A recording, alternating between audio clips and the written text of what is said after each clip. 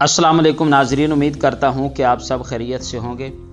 नाजरीन, आज की हमारी इस वीडियो का मौजू होगा कि हम बिस्तरी के लिए कितना टाइम ज़रूरी है और एक नॉर्मल शख्स की हम बिस्तरी की नॉर्मल टाइमिंग क्या हो सकती है।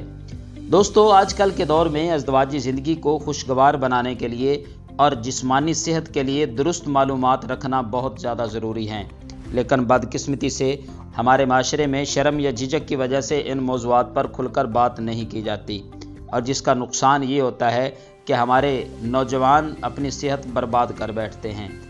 दोस्तों, आज की इस वीडियो में हम तिब्बी और साइंसी हवाले से ये रिसर्च से ये बात साबित करेंगे कि एक नॉर्मल बंदे का हम बिस्तरी का वक्त कितना होना चाहिए।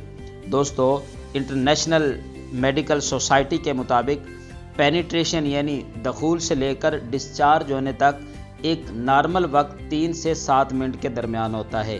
अगर किसी शख्स का ये वक्त 7 से 13 मिनट तक भी चला जाए तो ये बेहतरीन समझा जाता है।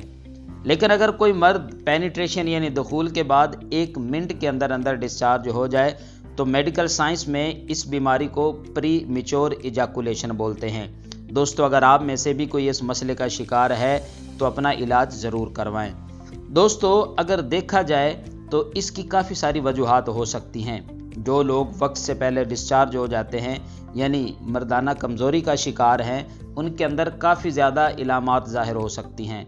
मिसाल के तौर पे ख्वाहिश नफसानी में बहुत ज़्यादा कमी आ जाना, दौरान अमल इरेक्शन को बरकरार ना रख पाना जिसे मेडिकल में इरेक्टाइल डिसफंक्शन कहा जाता है, जिसमें हर वक्त थकन, सुस्ती और चिड़चिड़ापन रहना। दोस्तों, इन इलामात के पीछे बहुत सारी वजूहात हो सकती हैं और तिब्बी माहिरीन ने यह बात साबित की है कि 80% मालूमात में से ये मसला जिस्मानी नहीं बल्कि नफ्सियानी होता है।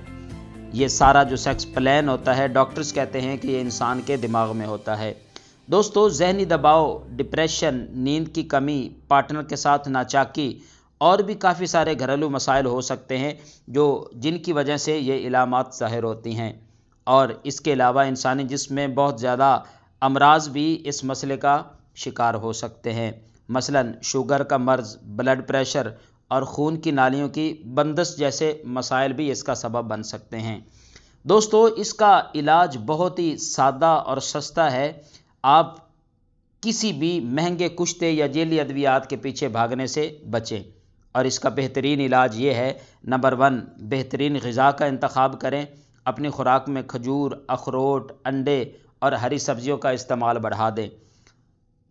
नंबर 2, इंतहाई अहम बात, दोस्तों, रोज़ाना 30 मिनट की वॉक या 40 मिनट तक एक्सरसाइज लाजमी करें, क्योंकि एक्सरसाइज से डॉक्टर कहते हैं कि हमारे बदन में खून की गर्दिश तेज़ हो जाती है।